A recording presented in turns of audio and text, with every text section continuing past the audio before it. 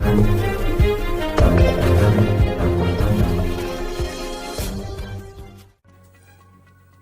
महांकाळ नगरपंचायतीचे माजी उपनगराध्यक्ष अयाजभाई मुल्ला यांना बेदम मारहाण. कवठे महांकाळ नगरपंचायतीचे माजी उपनगराध्यक्ष अयाजभाई मुल्ला यांना माजी खासदार संजय काका पाटील यांच्या समर्थकांकडून बेदम मारहाण करण्यात आली.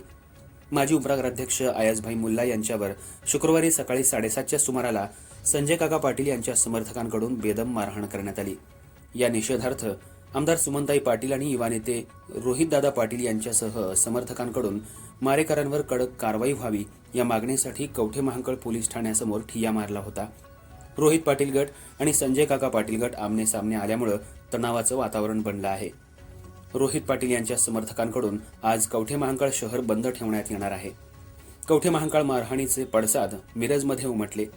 मिरज इथं ज्येष्ठ नेते अय्याज नायकवडी आणि माजी महापौर मैनुद्दीन बागवान यांच्या नेतृत्वाखाली प्रचंड मोर्चा काढून कवठे महांकाळ इथले जबाबदार सामाजिक कार्यकर्ते अय्याज मुल्ला यांच्यावरती झालेल्या हल्ल्याचा निषेध करून हल्लेखोरावर कारवाई करण्याचं निवेदन प्रांताधिकाऱ्यांना देण्यात आलं. या मोर्चात ज्येष्ठ नेते अय्याज नायकवडी, माजी महापौर मैनुद्दीन बागवान, तौफिक कोतवाल, सुलेमान मुजावर, इब्राहिम बागवान, मुस्तफा बुजरुक, अरकान बेग, माजी नगरसेवक अतहर नायकवडी, इम्रान तहसीलदार, कामिल बागवान, नजीर झारी, सचिन इनामदार यांच्यासह मोठ्या प्रमाणात सामाजिक कार्यकर्ते उपस्थित होते. अर्थराज्य न्यूज मराठीसाठी कवठे महांकाळ प्रतिनिधी जगन्नाथ सकट, कार्यकारी संपादक तोहिद मुल्ला. कवठे महांकाळमध्ये सध्या नगराध्यक्ष पदाच्या निवडणुका चालू आहेत आणि त्यात आपला कुठेतरी पराभव होतोय की काय या भीतीने माजी खासदार या जिल्ह्याचे जे होते त्यांनी आज सकाळी अचानकपणे जी काही लोक पक्ष म्हणून काम करत आहेत, जी काही लोक एक संघपणाने आम्ही काम करतोय त्यातल्या एका व्यक्तीच्या, जे आमचे पदाधिकारी आहेत, या शहराचे माजी उपनगराध्यक्ष आहेत आणि प्रतिष्ठित व्यक्ती आहेत, त्यांना अचानकपणाने घरी जाऊन सकाळी 7 वाजता त्यांच्या आणि त्यांच्या गुंडांनी त्यांना मारहाण केली. आणि मारहाण करत असताना त्यांचे घरचे, मग आई असतील, पत्नी असतील, यामध्ये आल्या. आईंना, ज्यांचं वय 76 वर्ष आहे, त्यांना ढकलण्यात आलं आणि त्यांना ढकलल्यानंतर त्यांना दुखापत झाली. मुलगा मध्ये आला, मुलाला मारण्यात आलं आणि एकूण 10-15 जणांकडून बेदम मारहाण करून तिथून ही मंडळी निघून गेली. आणि त्याच्यानंतर काही प्रमुख पदाधिकाऱ्यांना फोन करून दमदाटीचा प्रयत्न केला, त्यांच्या घरी जाण्याचा प्रयत्न केला आणि हे सगळं अचानक आणि सकाळी घडल्यामुळे, अगदी कुणाला माहीत नसल्यामुळे हा सगळा प्रकार घडला. आणि आज याचा निषेध करण्यासाठी ही सगळी मंडळी एकत्र आलेली आहेत.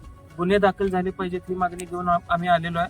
त्या घरासमोर एक CCTV कॅमेरा होता, त्या CCTV कॅमेऱ्यामध्ये संबंधित फुटेज आम्ही पोलिसांना दिलेला आहे आणि या संबंधीचा सगळा गुन्हा दाखल करून घेण्याची प्रक्रिया सध्या चालू आहे. आणि कवठे महांकाळ तालुक्यामध्ये असेल किंवा तासगाव तालुक्यामध्ये असेल, अशा पद्धतीच्या वृत्तीचा जाहीर निषेध आम्ही करतोय आणि येणाऱ्या काळात अशा कुठल्याही पद्धतीची वृत्ती खपवून घेणार नाही हा संदेश सुद्धा सर्वसामान्य नागरिकांना आम्हाला द्यायचा आहे.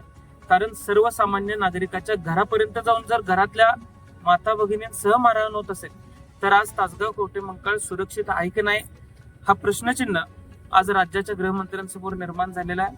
आणि सत्तेचा जो अहंकार आलेला आहे, सत्तेचा जो माज आलेला आहे, तो माज येत्या महिनाभरामध्ये उतरवल्याशिवाय या मतदारसंघातली सुज्ञ जनता स्वस्थ बसणार नाही हा विश्वास मला आपल्याला द्यायचा. विरोधी गटाचा दावा केला होता त्यांच्या पीएला काही काल मारहाण झाली, काय कुठल्याही पद्धतीची मारहाण काल झालेली नव्हती.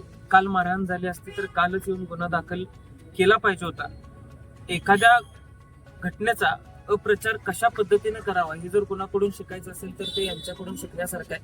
आणि या मतदारसंघातली जनता सुज्ञ आहे की अशा पद्धतीची कृत्य कोण करू शकतं हे या मतदारसंघातल्या नागरिकांना चांगलं माहिती आहे. त्यामुळे अशा पद्धतीचा अप्रचार जे करायचा प्रयत्न करतात हे लोकांना पटणार नाही.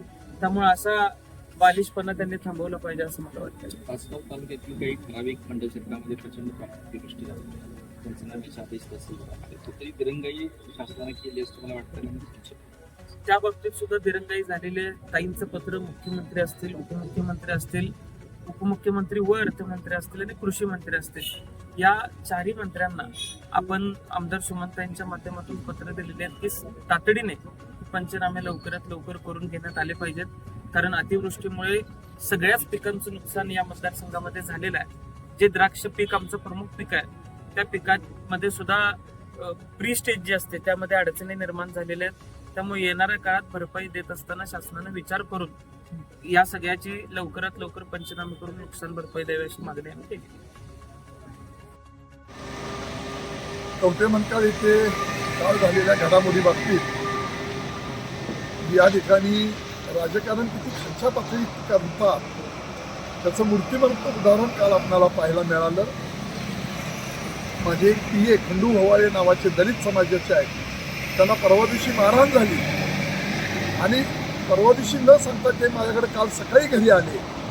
मला ती घटना सांगितली, मला शिवीगाळ करून मारहाण केलेली आहे. मी विचारायला गेलो, माझ्यासोबत 2च कार्यकर्ते होते माझे सहकारी. मी विचारायला गेल्यानंतर पुन्हा त्यांनी तीच भाषा वापरली.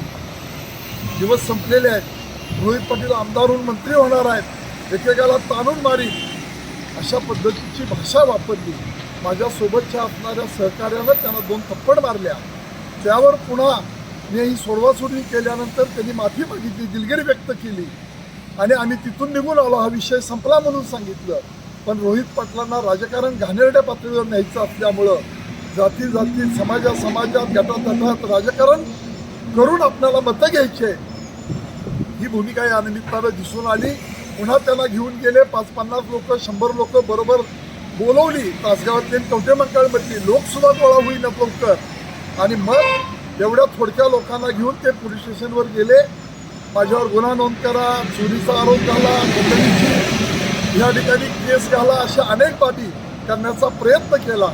पण ह्या गोष्टीमध्ये तथ्य नसल्यामुळं पोलिसांनी जी कलमं कायद्यानुसार बसत नाहीत तरी सुद्धा यांच्या प्रेशरनं बसवण्याचा त्या ठिकाणी बसवली. या घटनेचा निषेध करतो आणि या राजकीय करणाऱ्या राजकारण खालच्या पातळी करणाऱ्या लोकांचा मी निषेध व्यक्त करतो. ही याविषयी झालेली माझी प्रतिक्रिया आहे.